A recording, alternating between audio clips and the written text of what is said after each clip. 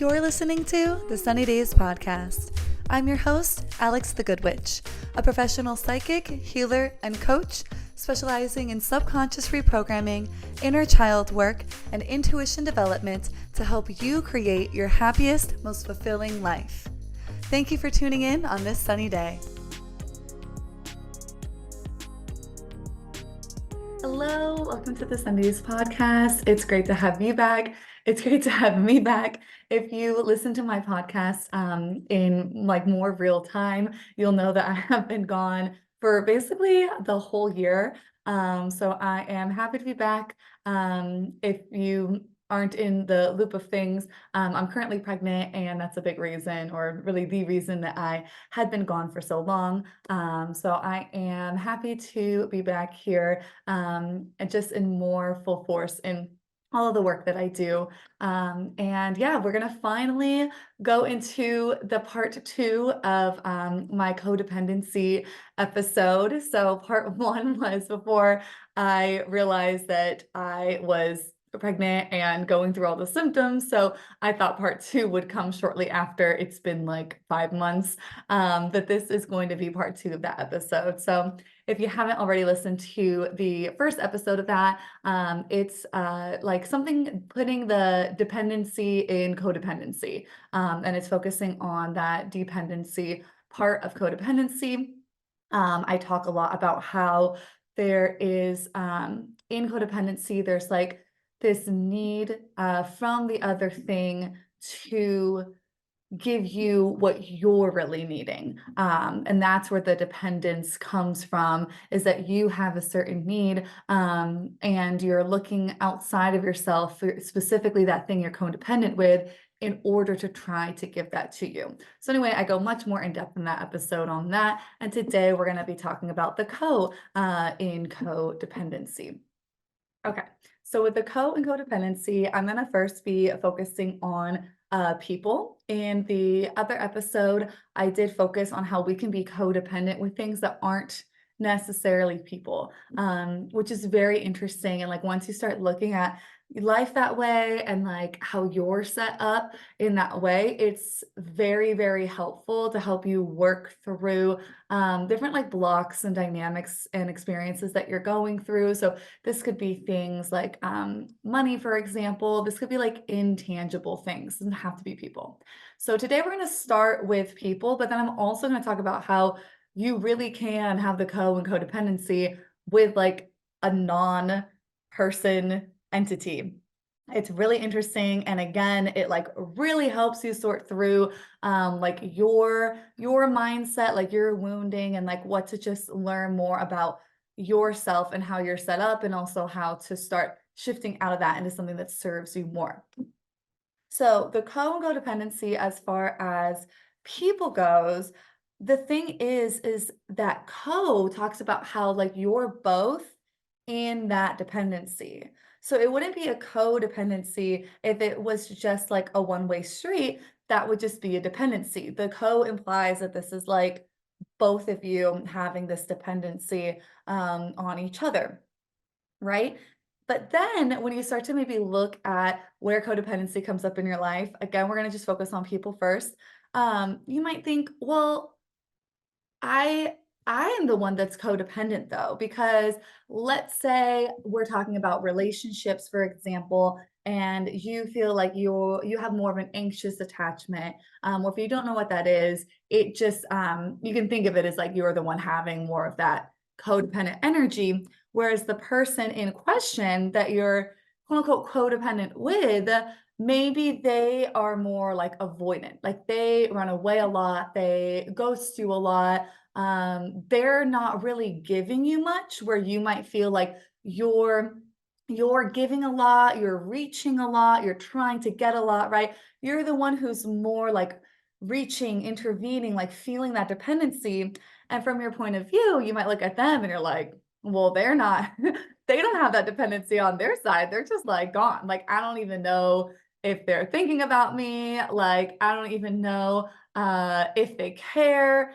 So it doesn't really seem very dependent on their end. But when it's codependent, it's got to be the both ways. So that can very much be a codependent dynamic, and here is why. So even though it may not be dependent in the way that you're like feeling and thinking about it for this example of this specific kind of relationship dynamic, um, even though they might be doing things like running away, not seeming to care, just not being there, so not being dependent, they are dependent though on that dynamic. They're dependent on that kind of experience, on that kind of dynamic that they're really set up in their nervous system and in their subconscious to experience, to continue to have this like familiar pattern. Their body and mind is dependent on that. So they're very much dependent on that feeling of, oh, when love comes in or when someone wanting me or needing me comes in, like I bail. Like in whatever bailing looks like. I withdraw, I ignore whatever the thing is, I run away, but they're dependent on that like dynamic. So it might not really look like they're dependent on me the way that I feel like I am so dependent on them, but they're really dependent on your wounding that's also bringing up their wounding and that like matches perfectly together so that they get to stay in that familiar cycle even though it's not a helpful cycle to them, it's not a helpful cycle to you, their body and mind is dependent on it. They're like addicted to it because it's something that's so programmed in them. It's so familiar, oftentimes familial to them. So that's where that dependency comes from. And this goes for you too, if you are someone who is more avoidant, because I feel like a lot of times when we think of that kind of wounding, that kind of pattern with people, we don't really think about codependency. And this is the way that I'm sharing it and looking at it because I do think it's really helpful to self-reflect. So if someone else disagrees or it doesn't fit a different like definition of it, like that's totally fine. I'm not arguing for the sake of like completely defining this term or anything. I'm just saying when you look at it that way, it is super helpful than like assuming that you don't have that kind of codependency. If you are either on one end of it and you're like, well, this isn't a two-way thing going on, or if you're more like the avoidant example and it's like, well, I don't have that codependency at this person, or like I'm not in a codependent relationship, or if you think to yourself, my partner is super codependent, but I'm not. Try to maybe unravel that a little bit because if your partner's super codependent, it's like, where is the co? Like you must be getting something out of this, even though it might feel super uncomfortable for you. And you're like, well, I don't like when they're like that. I don't like when they're codependent. I feel suffocated, et cetera, et cetera. Well, then why are you here? Not that people obviously don't have like other amazing qualities and things like that. But I'm just saying, as far as like your own wounding and programming to learn more about yourself goes, then why are you here? Where is that co in the codependency? Where might you be actually really like needing this kind of pattern to continue, even though you don't necessarily want it, like your body and mind need it. And when you're more aware of that, it is a lot easier to kind of go from there and to kind of help yourself work through it. And when one side of the codependency helps themselves work through things, it can really help that other side as well. That should never be the like reason to do it. That should never be like the goal is like, I'm going to work on myself because I want them to be better, which is a very codependent way to think about it. But oftentimes when you do that, because it's that because it goes both ways, and there's this like mutual dependence on this kind of dynamic, then when you heal and shift and change your side, that dynamic has to change in some way. That dynamic has to be different because that person can't be like addicted to to that part of the dynamic anymore. You're not providing them with that. You're not providing them with the quote unquote neediness. You're not providing them with the abandonment, right? You're not providing them with whatever that is. So it has to change in some way.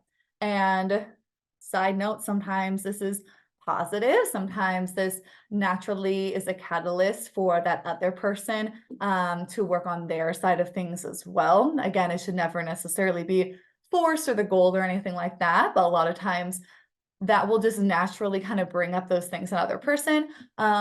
Or it changes in that it's no longer fitting together the way that it used to because it was based on that mutual like addiction to that kind of dynamic. And if one person isn't addicted to that anymore, it's not going to work out. So either this person gets an opportunity to really work on those things, or if they don't, it's probably not going to match up anymore. But there's no need to be afraid of that, because if you were the one working on yourself and it got to that point, once you're no longer in that like addiction of that dependency, if they don't end up working on those things and it's not fitting, it's not congruent in your guys' wounding anymore, then you're not going to necessarily want to continue on anyway. You're in a very different state of mind. You literally want different things. Like how I said, your body and mind like needed that dynamic. You don't need that anymore. You would probably seek stability. So don't worry. I know a lot of people sometimes will get scared at that thought, because then they're like, oh, well, then my relationship could end if I end up working on these things. And it's like, yeah, but also you would be a very different person, and for the better. Like you would want different things, you'd be able to get different things, more stable things. You would be much happier and better off, and you would be in a place where you would welcome that change with open arms. So even if the version of you would not welcome that change with open arms, totally valid. That version of you, if you were to get there, would, if the other person, doesn't do that same kind of thing on their side. So I hope that makes sense, especially that last part about not, you don't need to let that scare you or deter you if that's something that you know that you need for yourself to work on, and that you want to stop experiencing those kind of patterns over and over again, or like what you're experiencing in this example in like a romantic relationship, or like what you're experiencing in dating and multiple relationships over and over. So that is the codependency as far as people goes. And that was a specific example as far as relationships, just to paint a picture on how to have that codependency. It doesn't need to look like two people who are like the poster children for codependence. It doesn't need to be two people who are quote unquote needy and like can't live without the other person, and is always like reaching and trying and pulling and putting so much of themselves in. All those like stereotypes of codependency, it doesn't need to be like that. It could totally be with like that avoidant dynamic as well. So this goes for other relationships, other people. This is not just romantic, though it gets brought up in romantic relationships a lot. But there's codependency with any kind of person. So this can be a family member, and same thing, where in this dynamic, like you may or may not like want this family member. Like you may not, let's see, how do I want to word this?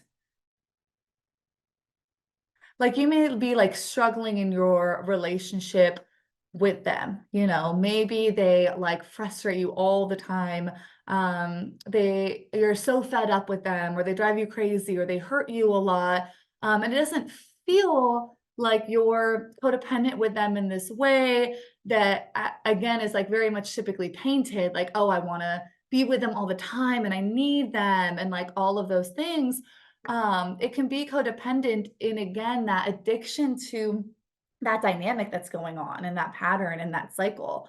So for example, codependency will get brought up a lot with families of addiction, right? So there's like the person who is an addict and the person who is in relation to that addict. And when there's a codependent relationship, sometimes this comes up as like the person who is the enabler, right? And like they can be so frustrated with the person who's an addict and so feel so fed up about maybe the way that they're treated and how things are going in their life and et cetera, et cetera. But they continue to enable because they need to continue to feed that dynamic and that relationship. It's like this deep down need to continue on with how that relationship is going. Even though at the end of the day, it's not necessarily what's helping them out the most, and it's not necessarily what's helping out the other person the most, even if it's out of like love and kindness. It's always best for our own growth to validate that we love and that we care, and also try to find that awareness and that truth in how I'm getting something out of this too. Like, I'm needing this as well. It doesn't mean that I am being selfish or that I'm not doing this out of love or that I don't care. Both can be true, but it's most helpful for our own growth and our own change, and hopefully ending up changing this kind of dynamic and pattern to be more aware and admit that like I'm getting something out of this too. Even though I feel on the surface like I'm so miserable and I hate this, I'm getting something out of this too. That goes with any kind of dynamic and relationship with that codependency, where both people are ultimately getting something out of it, even though on the surface they may feel so unhappy or so stuck or so whatever the thing is that's not necessarily positive, they are getting something out of it. There is like this addiction to that kind of pattern. And that's how it ends up being codependent. So in this example, again, this is just examples I'm throwing out. This person, what they're getting out of it may feel that they're needed, that they're of value. And if they were to stop, in this case, like enabling, it might be like, well, then what do I do now? Like, what is my purpose? I feel empty. Of course, along with everything else. Of course, along with, in this case, the fear of what's going to happen to that other person and their love for them. Again, both can be true. I'm just saying this awareness of what are you getting out of it. So for any and all examples of any relationship, whether romantic or not, that you're wanting to kind of take a look at, where you feel like the dynamic isn't just stable and like growing and good feeling and productive and expanding.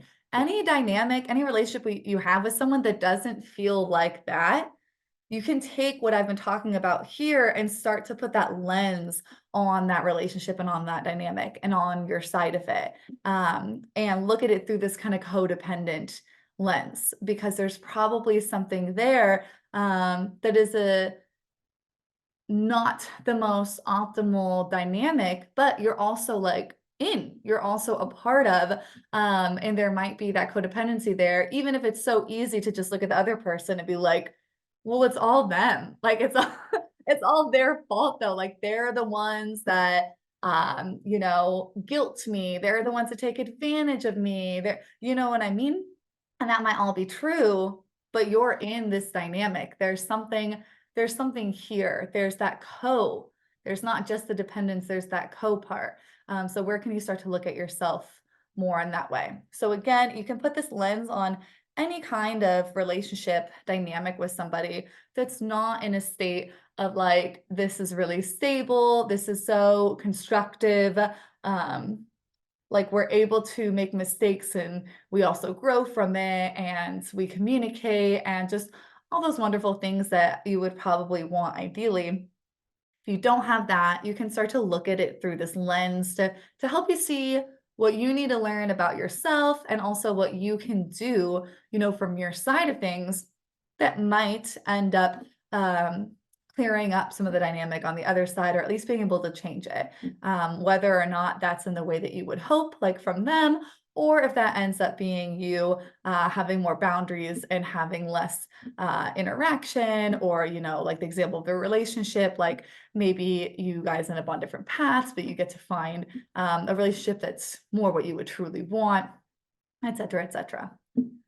So you can see why putting this lens on your dynamics and your relationships really helps you get into your subconscious work, your subconscious wounding, your programming. It helps you kind of discover what some of those things are. So I'm really using this as like a tool or as like a path to help you kind of bring up what are your subconscious wounds, like what is some of your programming, because that can be difficult to do just on our own, like just if I just told you to like sit with yourself for 20 minutes and like figure out what your like wounding is, you wouldn't really know how to get there or how to start necessarily.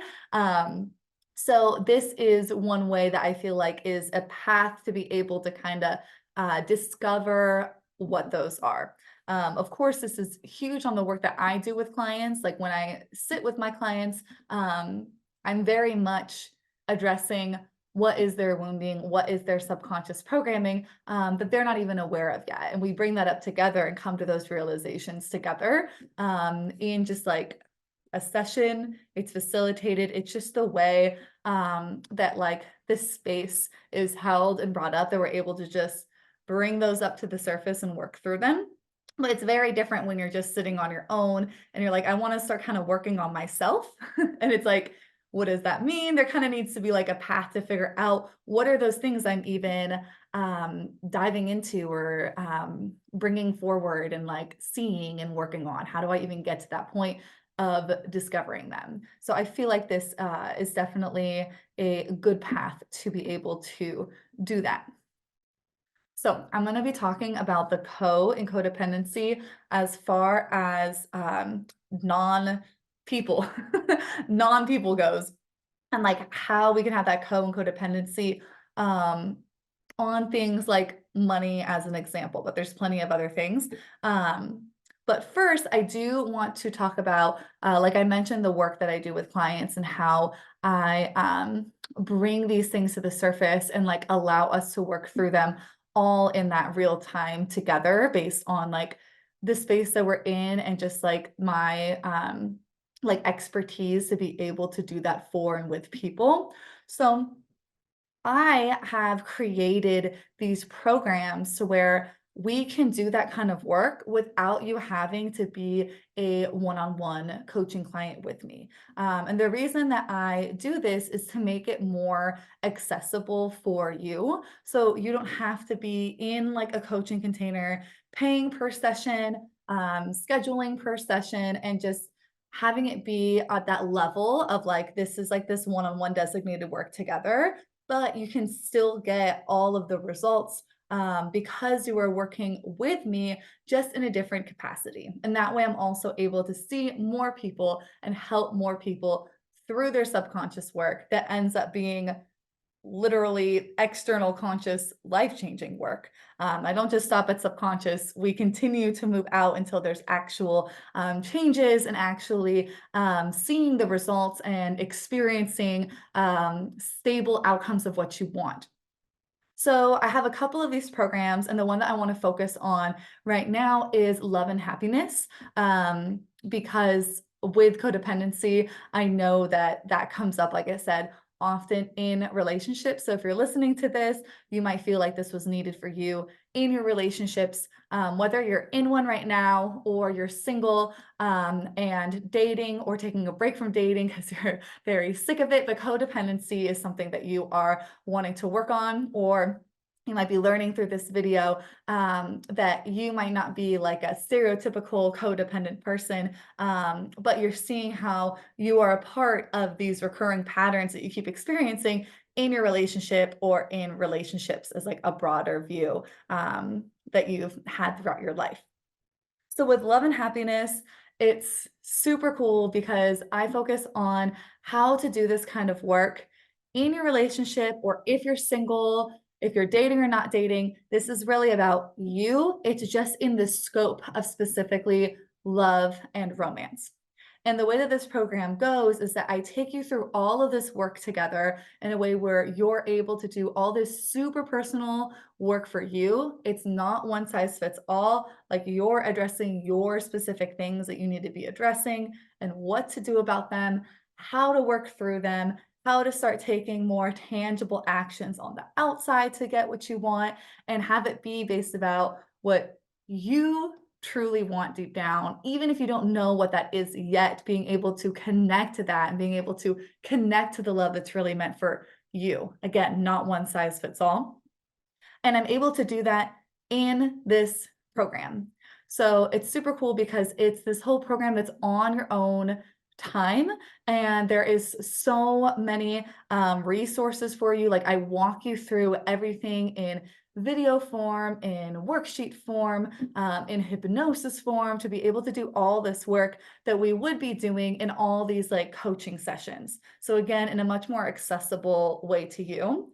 And there's also the option to have the coaching sessions with it at a discounted rate. So there's an option that includes coaching sessions so that we can meet up while you're doing this kind of work and we can dive into it one-on-one together and go even deeper and do more. And in those sessions, you have access at no extra cost to any of like my readings, energy work services, anything like that, and the time that we're spending together. So you have access to all these other things through the coaching that's at a discounted rate.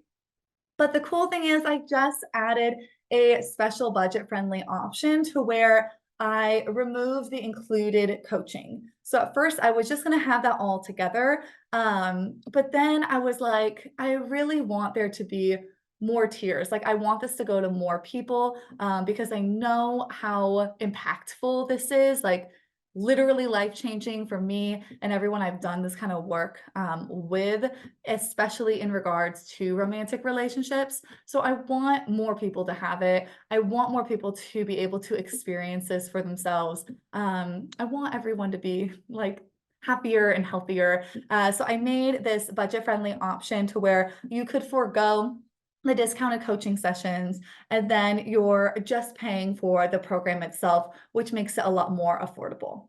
And then I also have a third option, and that is for couples. So this would be with the included coaching. Otherwise, it doesn't matter. You can just grab the program without the coaching. But with the included coaching, we would be doing couples coaching as well. I'd see each person like individually and then also as a couple, again, all at like a discounted rate than if you were to just grab those coaching sessions from my site on top of the program, because you're in the program. So I want to make sure that you can come get the coaching if that's part of you wanting to like have this all-encompassing program and coaching combo. So anyway, I've got that individual option that's with coaching. Individual meaning you can be single, you could be dating, you could be in a relationship, but you're the one going through the program and getting the coaching. Maybe your partner isn't interested in it right now. Maybe they don't understand it. Whatever the reason is, that's totally fine if you're coming as an individual. And that doesn't mean you have to be single. And then I have the couples version that's with the coaching. And then I have that new budget-friendly option that is the program itself, where you can opt out of the coaching to have it more at an accessible rate. So that is the Love and Happiness program. I'm gonna link it in the show notes. Definitely go check it out. I am super freaking excited about it. And if you're watching this or listening to this more in real time, it is also on pre-sale right now, on top of what I just said about having different options and having the budget-friendly option. So it is also on a pre-sale that will not last forever, but the new options will. And so yeah, if you should definitely just go check that out now. And I would be so happy to have you in it. Now we're going to transfer back to the codependency. Let's talk about ways to look at this as far as not people. So with this code, when we talk about it being in a relation to not a person. It might seem a little weird at first because at the beginning of this, I talked about how that co really means how this is like a two-way dependency going on. Even if that dependency is seems like it's about very different things or you're acting very differently, you both have this dependency on this kind of relationship and dynamic. So how can you have that co with something that is more inanimate, right? Like they don't seem to have this free will, this urge, this dependency. They're not a they're not a being, they're not a person. Well, this is how. So when we look at things that are not people, they're intangible. So I'm gonna talk about money. I know I keep bringing this up as an example. I think it's just kind of the easiest example to grasp, and then you can paint it onto whatever that is for you. So with something like money, no, money isn't necessarily dependent on you back, not in like an emotional way or anything like that. Um, but money is neutral. This is very important. Even this alone is so helpful and so important. So a lot of the times we don't see something like money as neutral. We see something like money as either good or bad. So money is, let's say, good in the way where like it's good if you have it, and like success is good. These things are good. Or it could be seen as bad, like money is evil, money is the root of all evil, money is the reason for so much violence and injustice, right? Money is bad. So when we realize the notion that money is neutral, something that is neutral is almost more like a mirror. So if it's neutral, it can be good, it can be bad, it can be both. It's really just a reflection of whatever that dynamic is. So money is neutral. Let's say I'm a good person. I am a good person, but I'm just using the example. Let's say like I am a quote unquote good person and I acquire a lot of money. Money is neutral. Money is going to be a reflection of the dynamic that it's in. So if I'm a good person and I have all this money, money will probably be used for good. So of course, I'll be taking care of myself, but I would also do things like now that I'm able to take care of myself, I would maybe do like more work to help people that is for free, that is pro bono. I would give money to people who need it. I would contribute to like the welfare of people, of animals, of the environment. Like I would do good with money. Let's say I am a bad person and I acquire all this money. Money is a reflection of the person, right? Or of the dynamic we're saying, because it is neutral. So very easily, if it's in the hands of someone who's a quote unquote bad person, they would use money in ways that are bad. They would maybe try to even obtain more money in ways that are bad or is corrupt. But in both examples, you can see how money itself isn't the bad thing. It is neutral, it's the tool, it's whatever. It's really how it's being used. It's really what dynamic that it's in that turns it into like the good or the bad, whatever. So money is neutral. So the way that codependency works when it comes to something that's not a person, like in this example, money, is that the co comes from like our projection. Like we create that other entity. Because that other entity is just neutral. It's just a tool. It's also like if you're very literal, it's like a piece of paper, right? So it's really that projection that we have onto it that we end up in this like dependency in. So like that's what we are dependent on, but it's also what energetically what we've placed on money is dependent back on us as well. So that's how it creates more of like an actual dual entity dynamic that ends up like needing to be both ways, is because this projection of like what money is or means, in order to have that have that life, it needs you. Like it needs you to be the puppeteer, if you will, in order to be animate. So it goes both ways. So what this means for you and like the work that you're doing with yourself is that you, first of all, start to try to see these things like money as neutral. That is super helpful just to help with your own, try to sort through your own like beliefs about certain things. If you deep down see them as good or see them as bad or see yourself as good or bad, if you have or don't have these things, like that can help you kind of sort through a lot of your inherent beliefs that are just very, very core and deep down. So see it as neutral, but then also see how you're a part of that dynamic. It creates this need now. So for example, if I project power onto money and I like am so caught up, I'm so codependent with the idea of money. And going back to my last episode, that dependency, it's like I need it. I need it to mean something about me, right? Like I'm codependent about it because I need it in order to feel like I have power. So with that, that's what creates the codependency now, is that like I've projected power onto money and I feel like I need money to have the power, and it creates this unhealthy relationship with money, and then subsequently with power, because there's other ways to feel empowered and have a sense of power.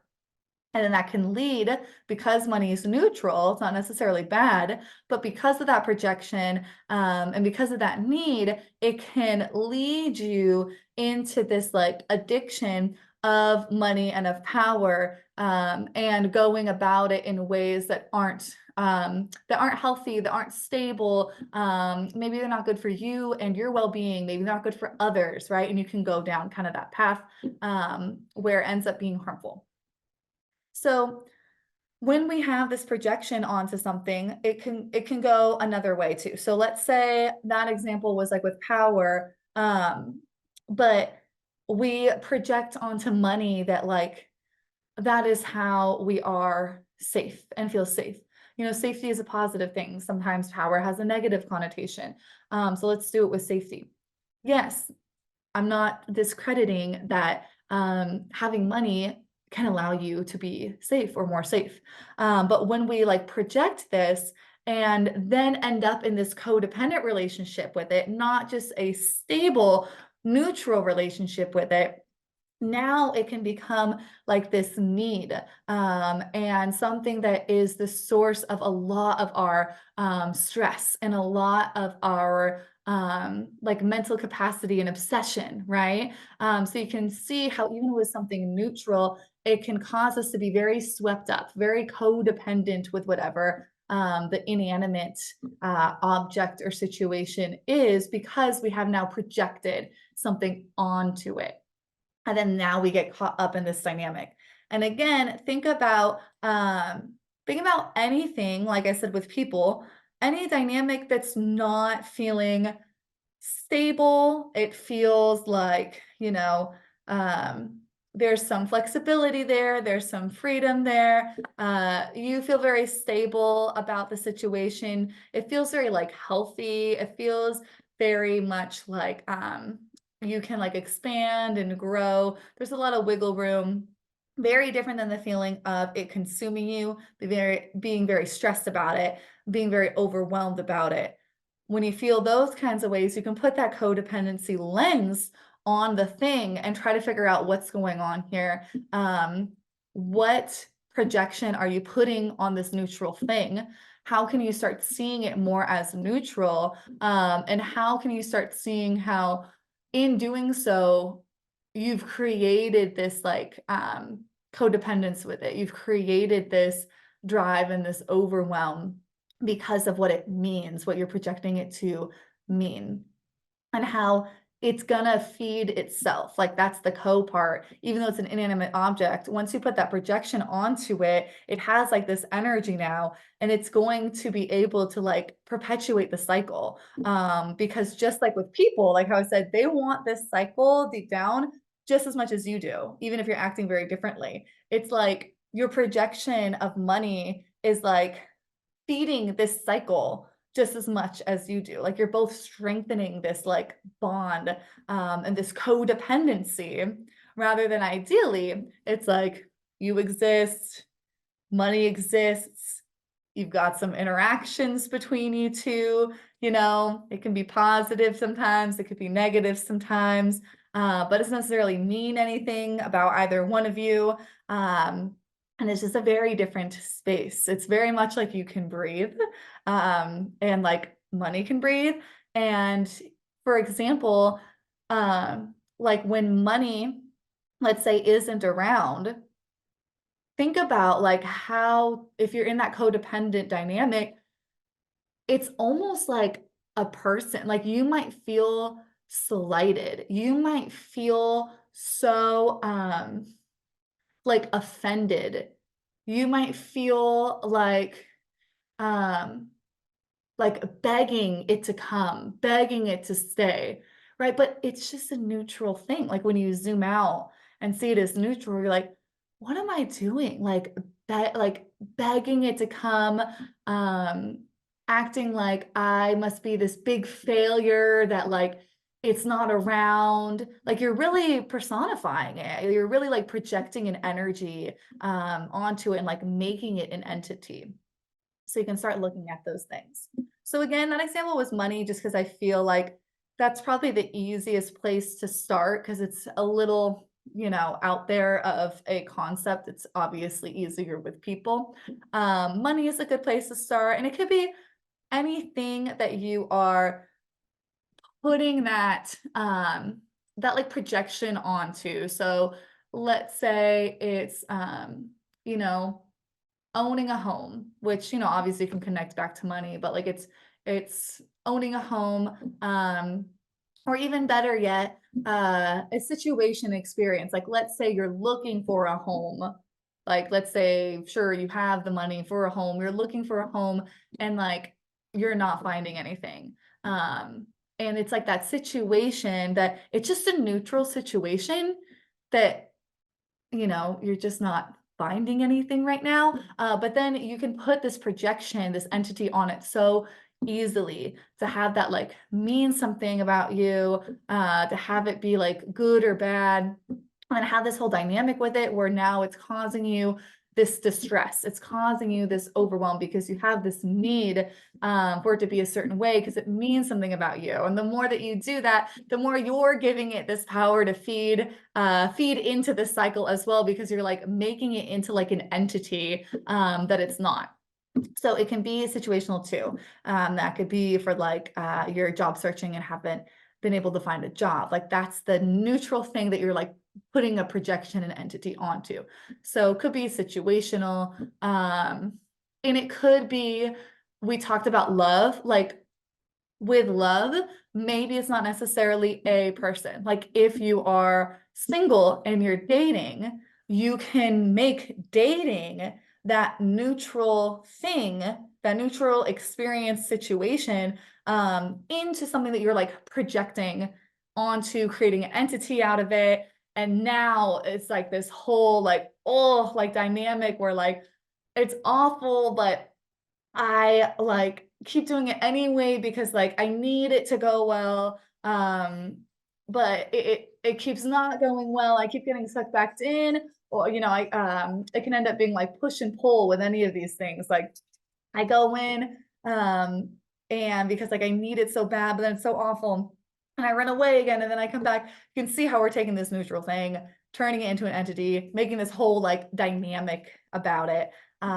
So those are some things that you can look at. And of course, whatever applies to your life. But hopefully those were helpful because I know it can be tricky when it comes to something that's not a person, but it's also super duper helpful to look at those things through that lens. And this is just one piece of one huge pillar of like the whole foundation and house that is my love and happiness program. So again, definitely look into that. Whether you're in a relationship, whatever that status may be, even if you're married, whether you're single, you're dating, you've sworn off dating, whatever it is, this is all about you. And it's just in the scope of giving you that love that you really deserve and the love that you're really, really meant for. It's just a matter of being able to have these transformations that you're meant to go through, be able to reveal and work through all of these things that have been coming up again and again, and then being able to very tangibly make these changes and become this new version of you that has this version of what you're really meant to encounter and find. But unfortunately, not everyone does. And I wish that more people could get to that point or knew how to, which is why I am making this and spreading this around. But I want you to be able to have that and get to that point. If you know me, or if you even just see the homepage of my site, one of my biggest like mottos or missions is that you're not meant to continue to experience the patterns and experiences that you come into this world having. So what you continue to experience in your relationship over and over again, those cycles of hope and disappointment, what you continue to experience in dating and like zooming out multiple relationships where it's just like, I thought this would be different this time. Again, things that come up that just deep down are reminding you of what it was like, when you were a child, and it's triggering that you're not meant to continue to live out all of these things for your life. But that does happen until you break through them. So what I'm here to help people do is to break through them and to get into the life that is meant for them. There is this life that is meant for you, that your intuition is leading you to, that these patterns and programming continue to hold you back from and keep you blind to. And like you're meant to be there, you deserve to be there, but it's your free will to. So I'm here to be a facilitator and a guide of that in general, and with love and happiness, specifically with love and relationships. So again, that'll be down the show notes. Thank you for watching. Apologize for the 5-month delay. I'll be around more now, and I hope you all have a very sunny day. Thank you for tuning in to the Sunny Days podcast. Don't forget to subscribe and catch more of my free content by following me at Alex the Good Witch on Instagram, TikTok, and YouTube. If this episode resonated with you, please take a screenshot, post it in your stories, and tag me on Instagram. I appreciate your time here with me today. Peace and love to you all, and I will see you in the next episode.